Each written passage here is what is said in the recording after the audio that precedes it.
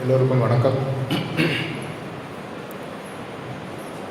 தமிழில் ஒரு குறு வாக்கியம், ஆங்கிலத்தில் ஃப்ரேஸ்ன்னு சொல்லுவாங்க. இப்படை தோற்கேன் எப்படை வெல்லும் அப்படின்னு சொல்லுவாங்க.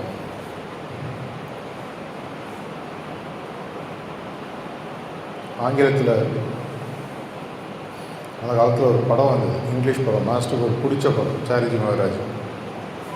பல படங்களில் பார்த்தாலும் இது ஒன்று அவருக்கு பிடிக்கும். 300 அப்படின்னு ஒரு படம் ஒன்று அந்த காலத்தில் வந்து பல வருடங்களுக்கு முன்னாடி. அந்த படத்தில் பார்த்தீங்கன்னா ஒரு சின்ன ஒரு மலை பிரதேச நாடு ஒன்று இருக்கும். அதில் ஸ்பார்டன்ஸ் அப்படின்னு சொல்லுவாங்க அந்த ட்ரைபுக்கு பேர்.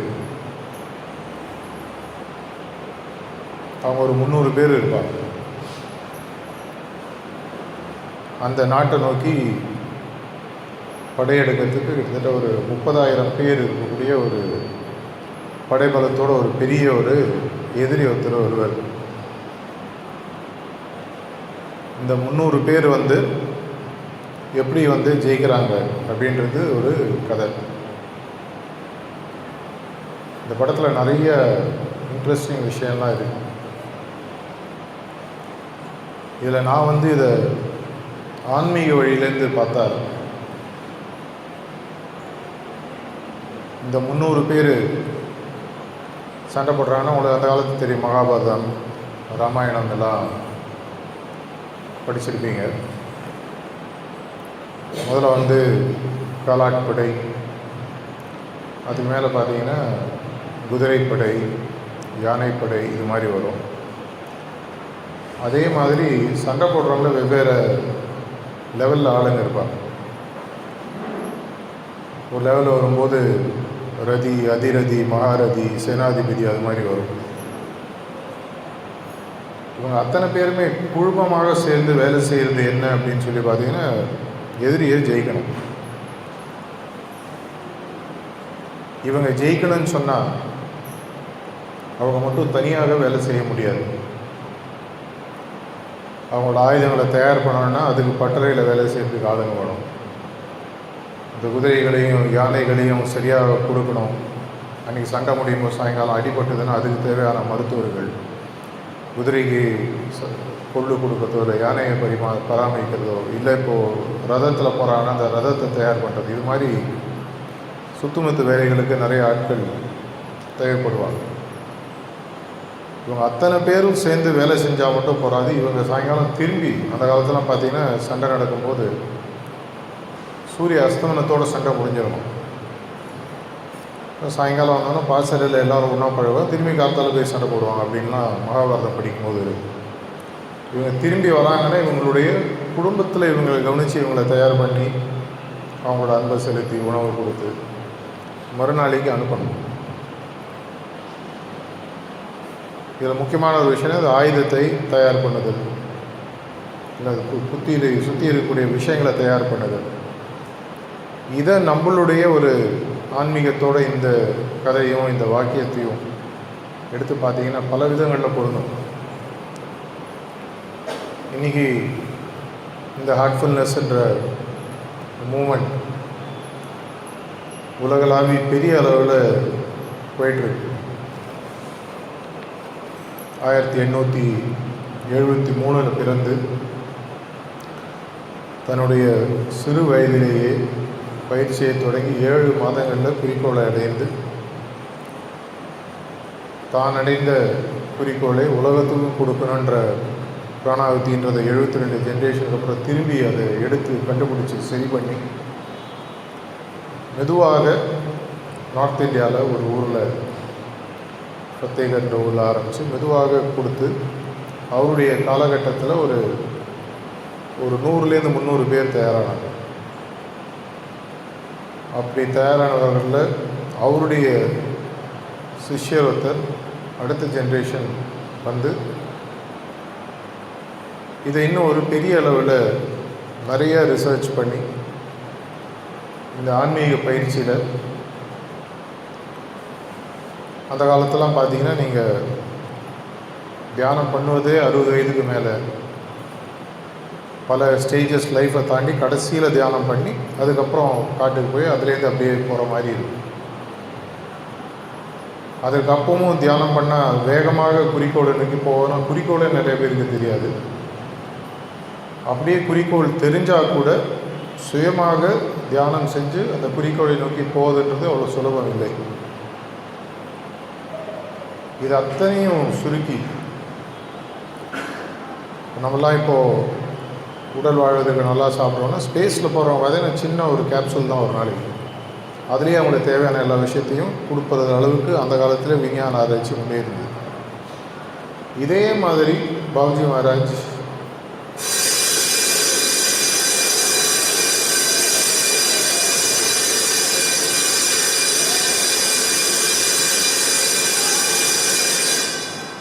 ஒரு மனிதனுடைய காலகட்டத்தில்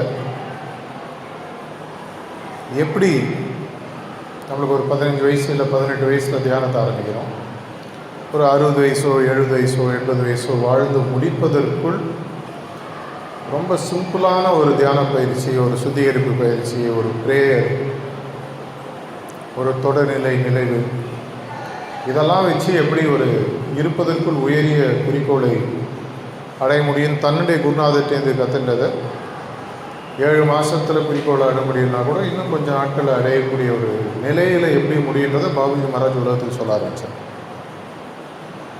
அவருடைய காலகட்டத்தில் பார்த்திங்கன்னா மேபி ஒரு 5000-லேருந்து 10,000 பேர் உலகத்தில் சீரியஸாக சகஜமாக தியான பயிற்சி செய்பவர்களாக இருந்தாங்க. அவருடைய பாசறையில், அவருடைய அன்பில், அவருடைய கண்காணிப்பில் உருவாகி தன்னுடைய குருநாதர் வேலையை அவருடைய காலத்திலேயே பாபுஜி மகாராஜ் காலத்திலே பெருசாக செஞ்சிருந்தாலும் தன்னுடைய காலகட்டத்தில் அதை விட இன்னும் பெரிய அளவில் உலகத்தில் பல நாடுகளுக்கு எடுத்துகிட்டு போய் தன்னுடைய காலகட்டத்தில் ஒரு 130 நாடுகளுக்கு எடுத்துகிட்டு போய் கிட்டத்தட்ட ஒரு 4லேருந்து 10 லட்சம் பேர் தியானம் பண்ணக்கூடிய அளவுக்கு சாரிஜி மகாராஜ் எடுத்துகிட்டு போனார். அவருடைய தயாரிப்பில், அவருடைய கண்காணிப்பில் உருவாகி இப்போது தாஜி அதை இன்னும் ஒரு பெரிய அளவில் எடுத்துகிட்டு போயிருக்கார். ஒவ்வொரு மாஸ்டர்ஸ்க்கும் ஒரு தொலைநோக்கு பார்வை, விஷன் அப்படின்னு சொல்லி பெருசாக இருந்தது. 1960களில் பாபுஜி மகாராஜ் ஒரு டைரியில் ஒரு என்ட்ரியில் விவேகானந்தர் தனக்கு இன்டர் கம்யூனிகேஷனை சொன்னதாக ஒரு விஷயத்தை அவர் எழுதுகிறார். அந்த விஷயத்தில் விவேகானந்தர் அவருக்கு என்ன சொல்கிறாருன்னா, இந்த சகஜமாகன்ற விஷயம் உலகத்தில் இருக்கிறவங்க அத்தனை பேரும் ஒரு காலத்தில் தெரிய வரணும் அப்படின்ற ஒரு விஷயத்த சொல்கிறார். 1960களிலே அதை அவர் சிறுமேற்கொண்டு அதை செய்ய ஆரம்பிக்கிறாரு. அதை தான் சாரிஜி மகாராஜ் செய்கிறாரு. அதை தான் இன்றைக்கி நம்மளுடைய மாஸ்டரும் செஞ்சிட்ருக்காரு.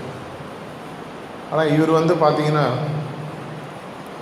அந்த காலகட்டத்தில் இருந்த உற்சாகம், வேகத்தோடு இன்னும் பன்மடங்கு அந்த வேகத்தை உருவாக்கி தன்னுடைய காலகட்டத்தில், அவருக்கு 62 வயசு ஆகிடுது, தன்னுடைய காலகட்டத்தில் அடுத்த 30 வருஷமோ 40 வருஷமோ எவ்வளோ வருடங்களோ அதற்குள் உலகத்தில் இருக்கக்கூடிய 720லேருந்து 730 கோடி மக்களுக்கும் சகஜ மார்க்கன்றது ஒன்று இருக்குன்றது அவங்க காதில் ஒரு தடவை போய் சேரணும். சேருவதும் சேராததும், இந்த தியான மார்க்கத்தை கடைப்பிடிப்பதும் கடைப்பிடிக்காததும் அவங்களுடைய இஷ்டம். நம்மளுக்கு ஒரு பொருள் பிடிச்சிருந்ததுன்னா மற்றவங்களுக்கும் இந்த பொருள் இந்த மாதிரி ஒரு இடத்துல கிடைக்குது, இந்த பொருளோட தன்மை இது, இந்த பொருள்னால எனக்கு ஒரு பிரயோஜனம் இருந்திருக்கு அப்படின்னு நம்ம போய் சொல்லுவோம்.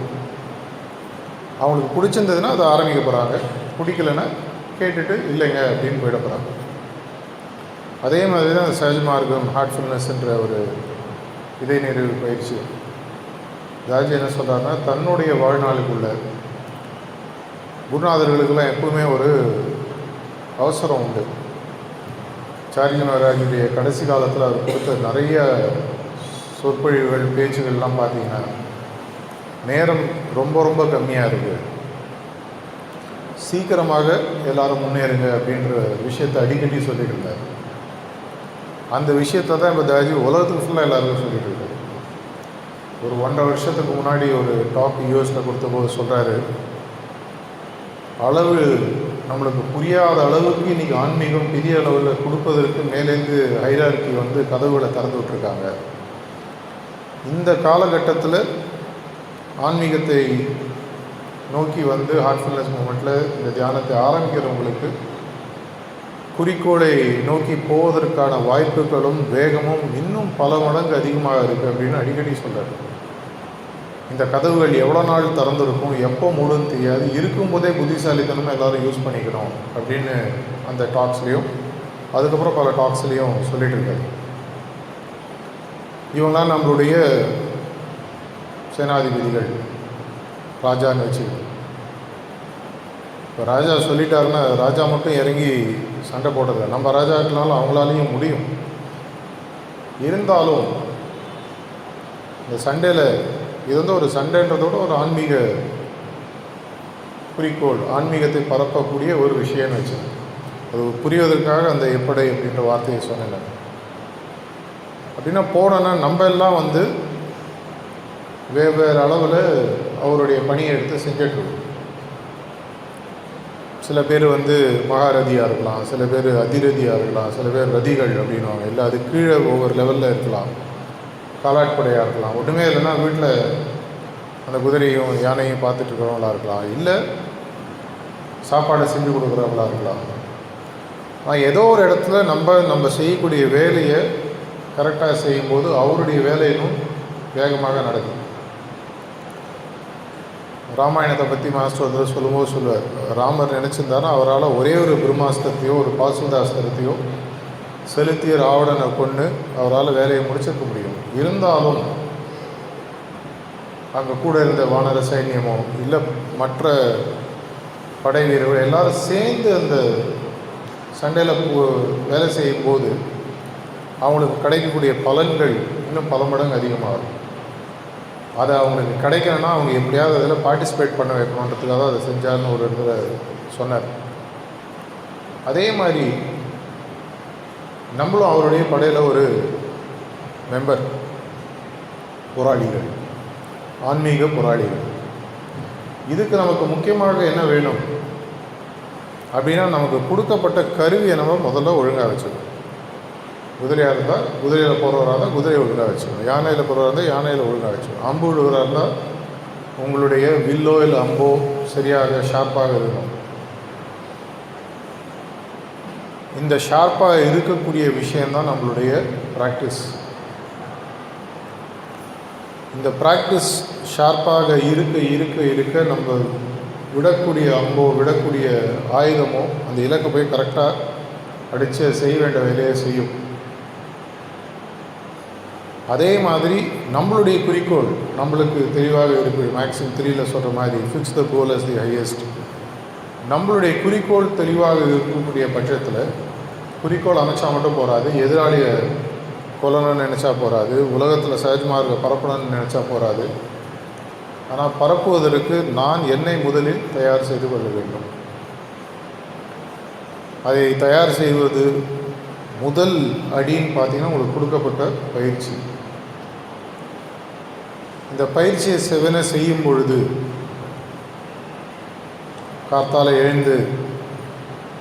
எழுந்தோடனே அந்த ப்ரேயர் மூலமாக மாஸ்டர் கனெக்ட் பண்ணுறதுல ஆரம்பித்து பாயிண்ட் பி கிளீனிங் செய்வதன் மூலமாக நம்மை இன்னும் சுத்திகரித்து காத்தால தியானத்தை கொடுக்கப்பட்ட நேரத்திற்கு 30 நிமிடமோ 40 நிமிடமோ 45 நிமிடமோ கரெக்டாக செஞ்சு அந்த நாள் முழுதாக நம்ம செய்யக்கூடிய எல்லா விஷயங்களும் மாஸ்டர் செய்தான்ற ஒரு தொடர் நிலையில் இருந்து எல்லா வேலைகளையும் முடித்து சாயங்காலம் வீட்டுக்கு வந்தோம்.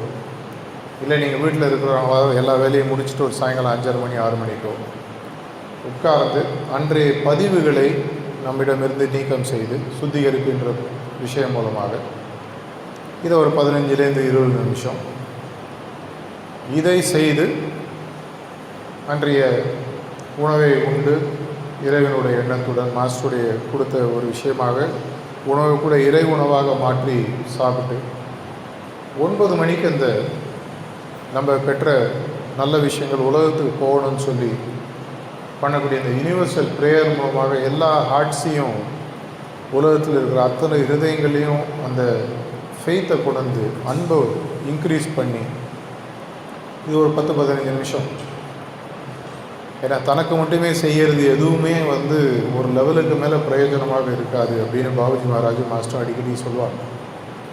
மற்றவங்களுக்கு நம்ம எப்போ செய்ய ஆரம்பிக்கிறோமோ அப்போ தான் நமக்கு வரக்கூடிய விஷயங்கள் நிறையா வரும். அதனால தான் prayer is an act of begging அப்படின்னு மாஸ்டர் சொல்வார். ஆனால் அதே ப்ரேயரை மற்றவங்களுக்கு பண்ணும்போது அது ஒரு பெரிய ஆயுதமாக மாறுது. ஒரு தடவை மாஸ்டர் ரொம்ப அழகாக சொன்னார், நீங்கள் மற்ற ப்ரேயர் பண்ணும்போது எல்லாருக்கும் ப்ரே பண்ணுவோம், நீ அதில் இன்க்ளூடட் தானேன்னு சொன்னார். ஆனால் தனக்காக மட்டும் ப்ரே பண்ணுறதுன்றது வந்து ஒரு பிச்சைக்காரத்தனம் அப்படின்னு சொல்லுவார். மற்றவர்களுக்கு நம்ம ப்ரே பண்ணுறோன்னா அந்த யூனிவர்சல் ப்ரேயர். ஏன்னா மற்ற நேரத்தில் நம்ம ஹோல் டே நமக்காக மட்டும்தான் நம்ம எல்லாமே செய்கிறோம். ஆனால் அந்த நைட்டு 9 மணிக்கு நம்ம பண்ணக்கூடிய இந்த யூனிவர்சல் ப்ரேயர்ன்றது உலகத்திற்காக செய்வது. உலகத்தில் எல்லாருமே நல்லா இருக்கணும்னு எவ்வளோ பேர் எவ்வளோ விஷயங்கள் செஞ்சாலும் இந்த ஒரு சின்ன இந்த 10-15 நிமிஷம் ப்ரேயர் மூலமாக உலகத்தையே மாற்றி அமைக்கக்கூடிய ஒரு சக்தியை நமக்கு மாஸ்டர் கொடுத்துருக்காரு.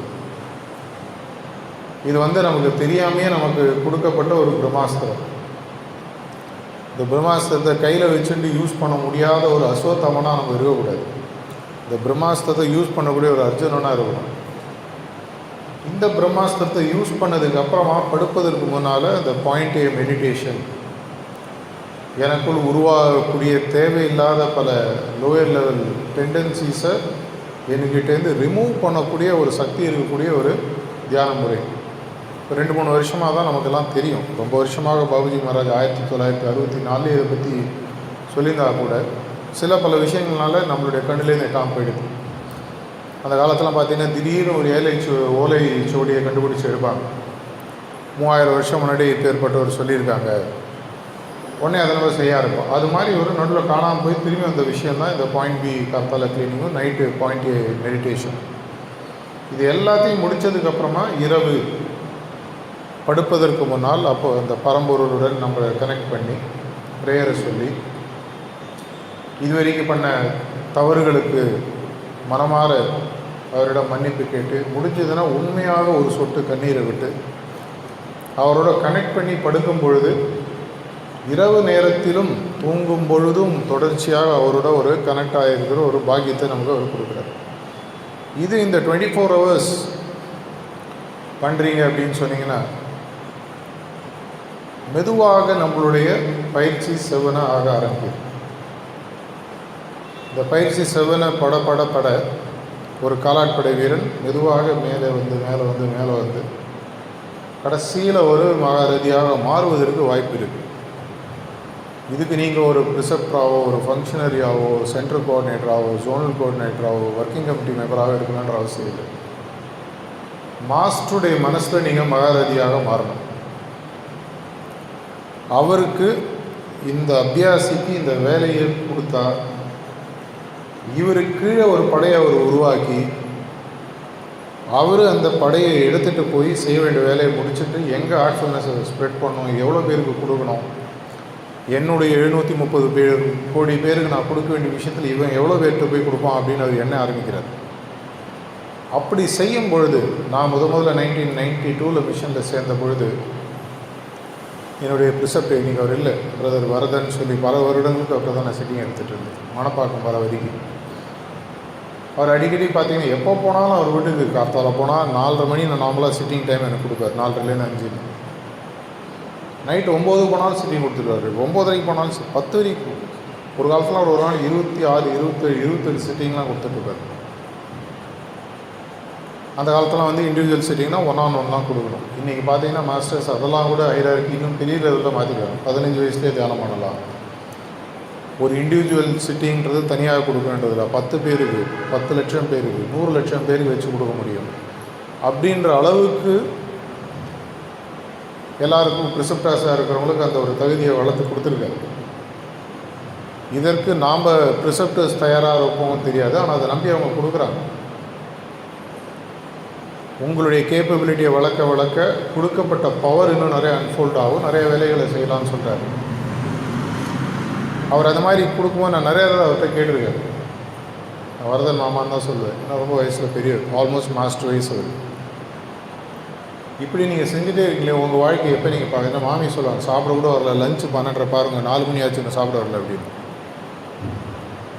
இப்படி இருக்கீங்களே அப்படின்னு. அப்போ சொல்ல எனக்கு மாஸ்டர் சொல்லியிருக்கார், அவருடைய வேலை நான் செய்யும்போது என்னுடைய வேலையை அவர் செய்வார்.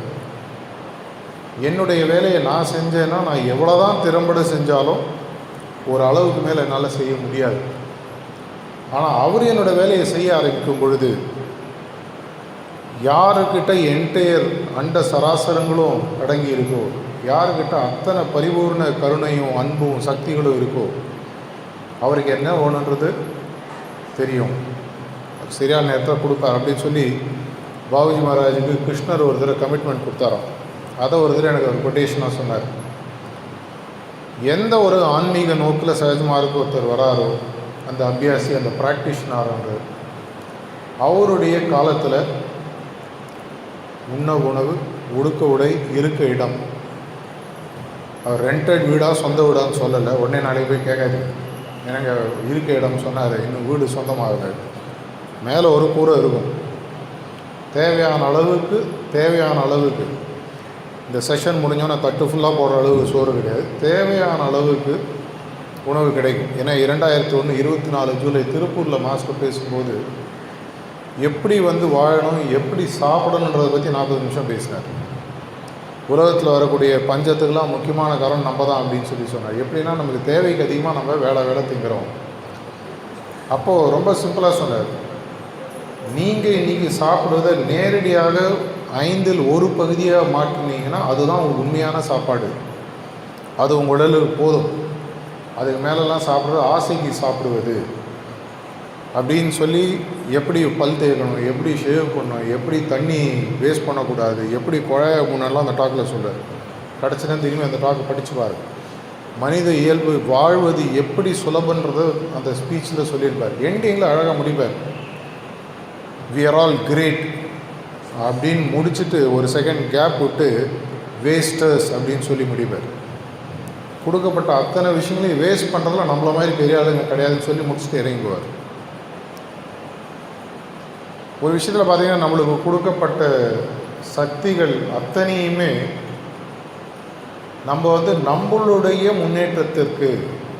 முன்னேற்றம் ஆன்மீக முன்னேற்றமாக இருந்தால் ரொம்ப சந்தோஷம். ஆனால் திரும்பி நம்மளுடைய உடல் பொருளாதார லௌகீக முன்னேற்றத்துக்கு தான் நம்ம யூஸ் பண்ணிகிட்ருக்கோம். ஏன்னா ஒரு நாளைக்கு 24 மணி நேரம், இதில் ஒரு தூங்குறது ஒரு 6லேருந்து 8 மணி நேரம் ஒருத்தருடைய பழக்கத்தை பொறுத்து இருக்குது. இந்த ஒரு 16 மணி நேரம் முயற்சிட்டுருக்கிற நேரத்தில், ஏன்னா பல வருடங்களுக்கு முன்னாடி என் ஒய்ஃப் இந்த கிண்டலாக சொல்லுவாங்க, நீங்கள் சாப்பிட்றது ஒரு நாளைக்கு 1.5 மணி நேரம், பிரேக்ஃபாஸ்ட்டு, லஞ்சு, சாயங்காலம் ஏதாவது ஒன்று, நைட்டு, அப்படி இப்படி இதை தயார் பண்ணுறதுக்கு எனக்கு 10 மணி நேரம் ஆகுதுன்னு சொல்லுவாங்க. லேடிஸ் எல்லோரும் ஒத்துப்பீங்க, அவங்க எல்லாருக்கும் தெரியும். அந்த காலத்தில் எங்கள் அம்மாவில் அந்த காலத்தில் நாங்களாம் ஜாயிண்ட் ஃபேமிலியில் இருக்கோம். கார்த்தால் 4 மணிக்கு எழுந்த உடனே, அந்த காலத்தில் காஃபி போட்டெல்லாம் கிடையாது, கார்த்தால் ஃப்ரெஷ்ஷாக கொட்டையை எடுத்து, வயசானவங்க நிறைய பேர் இருக்கீங்க தெரியும், ஃப்ரெஷ்ஷாக அதை மண்ணில் போட்டு எடுத்து வறுத்து, அப்புறம் அடுப்பில் போட்டு வறுத்து, ஏன்னா பண்ணுவோம் சில நேரத்தில் நான் எழுந்து கூட ஹெல்ப் பண்ணிடுவேன். அதை எடுத்து ஒரு கையில் ஒரு மிஷின் ஒரு ஞாபகம் எல்லாருக்கும், அதை ரெடி பண்ணி அதை அப்படியே இந்த கள்ளிப்பால் மாதிரி திக்காக டிகாக்ஷன் இறங்கணும் அப்படின்னு எங்கள் அப்பா சொல்லுவார். அதை இறக்கி பின்னாடி மாடு கட்டியிருக்கு, ஒருத்தன் கறப்பான், அது அதை அப்படியே சுட சுட சுட போட்டு அதை காத்தால் முதல் காஃபி 5:05 அவர் எழுந்தோன்னு கொடுக்குது. அப்படி காஃபி முடிஞ்சுதான்னு பார்த்தீங்கன்னா பேரலாக உடனே ஒரு இட்லி கடையோ தோசை கடையோ ஏதோ ஒன்று ஆரம்பிக்கும். வெறும் இட்லி சாப்பிடுவாங்களா நம்ம ஊர் மக்கள்? சாப்பிட மாட்டாங்க. கூட ஒரு 3-4 சட்னி வாங்க. இப்போ அதே தாங்க. இது முடிஞ்சு இப்படி முடியுது அப்படின்னு பார்த்து ஒரு வேலைக்கு கிளம்புற நேரத்தில் மத்தியானம் சாப்பாடுக்கு வேலை ஆரம்பிக்கும். இது முடிஞ்சு அப்படி திரும்பி பார்த்தா சாயங்காலம் ஒரு 4 மணிக்கு ஒரு சுண்டல், ஒரு காஃபி, இல்லை ஒரு டீ. நைட்டு மட்டும் அம்மாலாம் தச்சா டிஃபன் இன்னைக்கு போகிறோம், வேறுனா ஒரு தோசை இல்லை ஒரு அடை, இது மாதிரி. இது பார்த்திங்கன்னா அதுக்கு ஒரு சைட் டிஷ் பயங்கரமாகும். அடைன்னா அதுக்கு ஒரு பாகு, ஒரு அவியல், ஒரு இது சொல்லும் போது நாட்டில் ஊறுதில்லை, பெல் அடிச்சிச்சு. இந்த அளவுக்கு உடம்பை பார்த்துக்கொண்டு பெரியவங்க அந்த காலத்தில் சித்தர்கள் சொல்லிட்டு போயிடாது, காயமே இது பொய்யடா, வெறும் காற்று அடித்த பொய்யடா. இதை ரெடி பண்ணுறதுக்கு அவ்வளோ நேரம். இதையும் மீறி லௌகீக வாழ்க்கை, சம்பாதிக்கணும், வீடு கட்டணும், பொண்ணு கல்யாணம் பண்ணணும், நல்லதாக ஒரு கார் வாங்கணும், அந்த காலத்தில் ப்ளஷரு, ப்ளைமூத்துக்கு ப்ளஷர்னு பேர். ஒரே கார், படகு மாதிரி ஒரு 12 அடி இருக்கும். நான் பார்த்துருக்கேன் அந்த காலத்தில், சின்ன வயசில் ஏரியும் போயிருக்கேன். இது எல்லாத்தையும் மீறி மாதத்துக்கு ஒரு தடவை கோயிலுக்கு போய்ட்டு வரோம். இந்த தாக்கங்கள்லாம் மீறி ஆன்மீகத்தை அப்படின்னு தேடி போன சில ஞானிகள்லாம் அந்த காலத்தில் இருந்தாங்க. இது அத்தனையும் நீங்கள் ரெடி பண்ணி நமக்கு மாஸ்டர் அழகாக கொடுத்துட்டார். உங்களுடைய சுய முன்னேற்றத்திற்காக, உங்களுடைய முன்னேற்றம் இன்னும் வேகமாக இருக்குன்றதுக்காக இந்த ஏரோநாட்ஸுக்கு கொடுக்குற கேப்சூல் மாதிரி சுருக்கி துணுண்ட வாயில் போடுற அளவுக்கு நீ கொண்டு வந்துட்டார். 1 மணி நேரம் தியானம் பண்ண முடியா, 40 நிமிஷம் பண்ணு, ஒரு 30 நிமிஷம், ஒரு 20, ஒரு 5, இல்லை விடு உனக்கு நானே தியானம் பண்ணுற அளவு ஒரு நாள் வந்துடுவாங்க. நம்ம ஆக்கிடுவோம்ல, யாராக இருந்தாலும் நம்ம லெவலுக்கு இறங்கிடுவோம். இது எல்லாத்தையும் மீறி அவங்களுடைய அன்புனாலையும் பாசத்தினாலே அவங்க நமக்கு கொடுத்துட்ருக்காங்க. அந்த கொடுக்கக்கூடிய விஷயம் நம்மளுக்கு இன்னும் வேகமாக இறங்கணுன்னா அவங்க நம்ம மேலே செலுத்தக்கூடிய ஒரு குருநாதர் செலுத்தக்கூடிய அன்பை பிரதிபலிக்கிற அளவுக்கு நம்ம அந்த அன்பை திரும்பி செலுத்தக்கூடிய ஒரு பண்டமாக, ஒரு கண்ணாடியாக நம்ம மாறணும். மாற முடியும்னா அது ரொம்ப ரொம்ப ஒரு கஷ்டமான விஷயம்னு மாஸ்டர்ஸே சொல்கிறாங்க.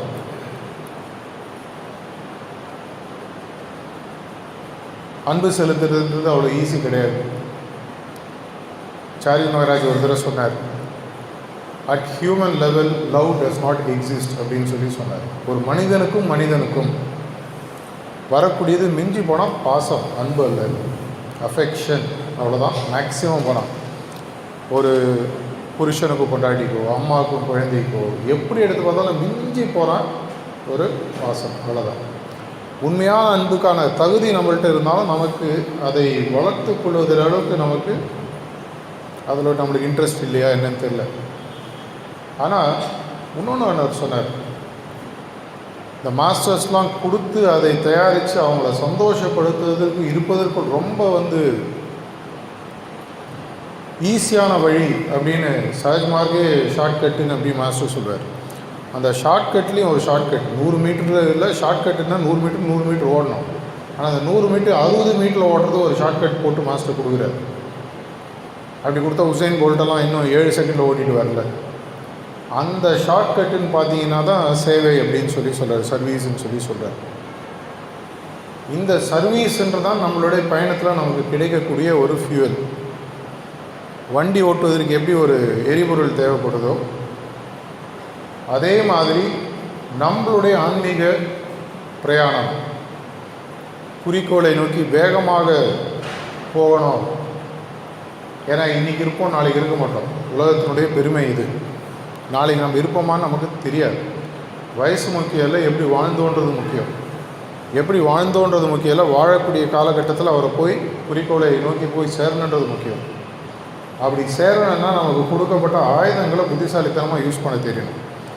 வெறும் அம்பு விடுறதுன்றது யார் அம்பாளி வேணால் பண்ணுவான். உண்மையான பிரம்மாஸ்திரம் விடுறதுக்கு அம்புலாம் தேவையில்லை. அந்த ஒரு சின்ன ஒரு பேப்பர் எடுத்து அந்த மந்திரத்தை சொல்லிவிட்டால் கூட அது பிரம்மாஸ்திரம் அப்படின்னு மாஸ்டர் சொல்லிடுறேன்னா அதனுடைய பவர் ஆயுதத்தில் கிடையாது, சொல்லக்கூடிய அந்த மந்திரத்தில் இருக்குது. அந்த மந்திரத்தை உங்களுக்கு அவர் கொடுத்துருக்காரோ அந்த மந்திரம் தான் சர்வீஸுன்ற மந்திரம். அந்த மந்திரத்தை நம்ம கொடுக்க ஆரம்பிக்கும் பொழுது நம்ம அவர்கிட்ட போய் சேருவது இன்னும் வேகமாக நடக்குது. நமக்கு தெரிஞ்சோ தெரியாமையோ எக்ஸிட் டேட்டை அவர் சொல்லலை. ஏன்னா தெரிஞ்சதுன்னா ரொம்ப மனசு வருத்தப்படுவோம், நிறைய பேர் அழ ஆரம்பிச்சிடுவாங்க. இல்லை ஒரு காம்ப்ளசன்சி வந்துடும், இன்னும் இருக்குங்க ஒரு 60 வருஷம் பார்த்துக்கலாங்க அப்படின்ற ஒரு தன்மை வந்துடும். அதனால் எக்ஸிட் டேட் எப்போன்னு தெரியாத போது ஒரு லைஃப் இன்ட்ரெஸ்டிங்காக இருக்கணும்னு சொன்னால் அடுத்து எப்போன்னு தெரியாத போது அடுத்ததே இது அப்படின்னா போய் சேரணுன்ற ஸ்பீடு நமக்கு வரணும். ஏன்னா மாஸ்டர் சொல்கிறார், இந்த வாழ்க்கையை விட்டுடுத்துன்னு சொன்னால் அடுத்த வாழ்க்கையில் எந்த அப்பா அம்மாவுக்கு பிறப்போம், சோல் எதை சூஸ் பண்ணும், எந்த உடலில் வரும், எந்த மதத்தில் போய் நம்ம விழுவோம், ஆன்மீகன்ற பாதையை பற்றி யோசிப்போமா, அந்த ஆன்மீகன்ற பாதையை யோசித்ததுக்கப்புறம் ஒரு நல்ல குருநாதர் கிடைப்பாரான்னு தெரியாது. ஏன்னா பாபுஜி மகாராஜ் ஒரு காலத்தில் ஒரு பெரிய ஒரு டைரியில் எழுதின என்ட்ரி, ஒரு அபியாசியாக ஆக வேண்டியவர் ஒருத்தர் சிட்டிங்க்கு வரார். அவர் பார்க்கும்போதே அவர் ஒரு பிகினிங்கில் அபியாசியாக பல வருடங்களாக பல ஜென்மங்களாக தன்னுடைய சொந்தமாக ப்ராக்டிஸ் பண்ணி ஆல்ரெடி லிபரேஷனுக்கு கிட்டத்தட்ட இருக்கக்கூடிய அளவுக்கு சொந்தமாக ஆன்மீகத்தில் முன்னேறி பாபுஜியை பார்க்க வரார். பாபுஜி அவர் சிட்டிங் கொடுக்க ஆரம்பிக்கிறாரு. இன்னும் ஒரு சிட்டிங் கொடுத்துருந்தா அவருடைய ஆன்மாவுக்கு விடுதலை கிடச்சிருக்கும் அப்படின்ற பட்சத்தில் அவர் நின்றுடுறாரு. பாபுஜி ரொம்ப வருத்தப்பட்டு டைரியில் எழுதுகிறார். இன்ஃபேக்ட் மாஸ்டரோட கடைசி காலத்தில் 2010-11 டைமில் அந்த பேரை ஞாபகப்படுத்தி சொல்லி இவர் எங்கே இருக்காருன்னு எல்லாரும் தயவு செஞ்சு கண்டுபிடிங்கன்னு எங்களுக்கு நிறைய பேருக்கு கொடுக்காரு. அந்த பேரை வச்சு கிட்டத்தட்ட ஒரு 6 மாதம் எல்லா இடத்துலையும் நெட்டு, இன்டர்நெட்டு, ஃபேஸ்புக்கு எல்லாத்துலேயும் தேடி பார்த்தோம், கிடைக்கல. அந்த சோலுக்கு கொடுத்து வச்சதாலும் அந்த மாதிரி நம்மளுக்கு மிஸ் ஆகக்கூடாதுன்னா கிடைச்ச போதே டக்குன்னு ராக்கெட்டை பிடிச்சிடணும். ராக்கெட்டுன்றது என்ன, அதில் போடுற ஃபியூவல்ன்றது என்ன, நம்ம சர்வீஸ். அதில் ஏறி பிடிச்சோன்னா வேகமாக போய் பக்கத்தில் போய் சேர முடியும். இந்த சர்வீஸ் ஒரு காலத்தில் ரொம்ப ரொம்ப கஷ்டமாக இருந்தது. 2-3 கேட்டகரி தான் இருக்குது. ஒன்று ப்ரிசெப்டர் வந்து சிட்டிங் கொடுக்கலாம், இல்லை ஆஷ்ரமில் ஏதாவது ஒரு பணி விடை சர்வீஸோ, பாத்திரம் கழுவுறதோ, ஏதாவது ஒரு மெயின்டெனன்ஸ் ஆக்டிவிட்டியோ, அப்படி இல்லைன்னா செலிப்ரேஷன் டைமில் ஒர்க் பண்ணலாம். இவ்வளோ தான் இருந்தது. ஆனால் இந்த ஹார்ட்ஃபுல்னஸ் மூமெண்ட்டுன்னு வந்ததுக்கு அப்புறமா 725 கோடிக்கு போய் 30 வருஷங்கள் 40 வருஷங்கள் எவ்வளோ வருஷங்கள் நம்ம மாஸ்டர் இருக்கணும்னு ஹைரார்கி பர்மிட் பண்ணுறதோ அந்த நேரத்துக்குள்ளே நம்ம போய் சேர்க்கணும்னு சொன்னால் நம்ம காலாட்படையாகவோ, ரதியாகவோ, அதிரதியாகவோ, மகாரதியாகவோ, அவர் விருப்பப்பட்ட சேனாதிபதியாகவோ மாறுவதற்கு நம்ம தயாராக இருக்கணும்னா அதற்கான வாய்ப்புகள் எக்கச்சக்கமாக இருக்குது. இந்த வாய்ப்புகள் உங்களுக்கு இன்றைக்கி லிட்ரலாக ஒரு கோல்டன் பிளாட்டர் அப்படின்னு சொல்லுவாங்க, ஒரு தங்கத்தட்டில் போட்டு கொடுக்கப்பட்டிருக்கு. எடுக்கிறதும் எடுக்காததும் உங்களுடைய புத்திசாலித்தனம். ஏன்னா நம்மளுடைய மனிதனுடைய ஒரு முக்கியமான ஒரு அறிவுத்தன்மை அப்படின்னு பார்த்தீங்கன்னா, எதை செஞ்சாலும் எப்படியாவது குறுகிய வழியில் எப்படி செய்யணும் நம்ம பார்ப்போம். ஸோ குறுகிய வழியில் நோக்கத்தை ரொம்ப வேகமாக போய் அடையணுன்ற ஒரு ஆசை உங்களுக்கு இருந்து இது வரைக்கும் அந்த வழி உங்களுக்கு தெரியலன்னா சர்வீஸுன்ற ஒரு வழியை சூஸ் பண்ணுங்க. உங்களுடைய சென்டர் கோஆர்டினேட்டர் பிரதர் அபய் இருக்கார். பல வாய்ப்புகள் நீங்கள் இருக்கக்கூடிய சென்டரில் கல்விகள் மூலமாகவோ, கல்வி நிறுவனங்கள் மூலமாகவோ, கம்பெனிஸ் மூலமாகவோ, கவர்மெண்ட் ஆர்கனைசேஷன்ஸ் மூலமாகவோ நிறைய வாய்ப்புகள் நம்மளை சுற்றி இருக்குது. எங்கே திறந்தாலும் இருதயங்கள் வெயிட் பண்ணிகிட்டு இருக்கிறது நம்மளுக்கு தெரிய ஆரம்பிக்குது. இதை உங்களுக்கு நீங்கள் எப்படி இந்த ஹார்ட்ஃபுல்னஸ் மூமெண்ட்டில் நீங்கள் ஜாயின் பண்ணுன்றது உங்களுடைய சாய்ஸ். எனக்கு ஒரு சாய்ஸ் கொடுத்தீங்கன்னா போகும்போது உங்கள் அத்தனை பேர், உங்கள் வாட்ஸ்அப் நம்பர், உங்கள் இமெயில் ஐடி, மொபைல் நம்பரை வாங்கிட்டு நான் போயிடுவேன். உங்களுடைய வேலையை உங்களால் எப்படி செய்ய முடியுன்றதை நாங்கள் டிசைட் பண்ணி உங்களுக்கு அந்த வேலையை கொடுக்கறதுக்கு நாங்கள் தயாராக இருக்கோம். ஆனால் அப்படி பண்ணால் ஃபோர்ஸ் பண்ணி வாயில் மாத்திரப்படுற மாதிரி அது சரியாக வராது. அதனால் உங்களுக்கு இந்த மாஸ்டருடைய இந்த ஒரு அறப்போர் அப்படின்னு சொல்லுவாங்க, ஆன்மீக போர், இதில் நீங்கள் ஒரு போராளியாக, ஆன்மீக போராளியாக சேர்ந்து அவருடைய வேலையை இன்னும் பெரிய அளவில் எடுத்துகிட்டு நம்மளுடைய காலகட்டத்தில், அவருடைய காலகட்டத்தில் இந்த உலகத்தில் இருக்கிற அத்தனை பேரில் சகஜமாகன்றது போய் சேரணும் அப்படின்னு சொன்னால் ஒரு பெரிய அரிய வாய்ப்பு இருக்குது. இதை வாய்ப்பை நீங்கள் பயன்படுத்தி உங்களுக்கு இதில் பணிபுரிவதற்கு நீங்கள் தயாராக இருந்தால் தயவு செஞ்சு உங்கள் சென்டர் கோஆர்டினேட்டரை இந்த செஷன் முடிஞ்சு கையில் தட்டு வாங்கிறதுக்கு முன்னாடி பேரை கொடுத்துருங்க. ஏன்னா அந்த காலத்தில் மாஸ்டர் மற்றவங்க கொடுக்கறதுக்கும் கர்ணன் கொடுப்பதற்கு என்ன வித்தியாசம்னு சொல்லுவார். மற்றவங்களாம் கொடுக்கும்போது இந்த இடது கையில் எடுத்து வலது கையில் மாற்றி கொடுக்க வருவாங்களாம். அப்படி கொடுக்க வரும்பொழுது மனசு மாறிட்டு திரும்பி பேக்கெட்டில் போட்டுருவாங்க. அதனால் என்ன சொல்லுவார், கர்ணன் இப்படி எடுத்தாலும் இப்படியே கொடுப்பானோ, இடது கையில் கொடுக்கலாமான்னு கொடுக்கறது தான் முக்கியம், எந்த கையில் எடுக்கிறதுன்ற முக்கியம் இல்லை. அது மாதிரி மனசில் அப்படி எழுந்து ஒரு செகண்ட் அப்படி சேர் விட்டு போகிறதுக்குள்ள ஒரு மனசில் தோணிச்சுன்னா டக்குன்னு பேரை கொடுத்துரு. இது எழுந்து தட்டை வாங்க போகிறதுக்குள்ள 1008 பிரச்சனைகள் லைஃப்பில் தோணும். நாளைக்கு பார்த்துக்கலாங்க அப்படின்ட்டு விட்டுட்டிங்கன்னா மேலே போகும்போது ஒருத்தன் பேர் கொடுக்க சொன்னேன், என்னடா பண்ணுன்னு சொல்லி திருப்பி அனுப்பாதபடி பார்த்துக்கோங்க. நன்றி, வணக்கம்.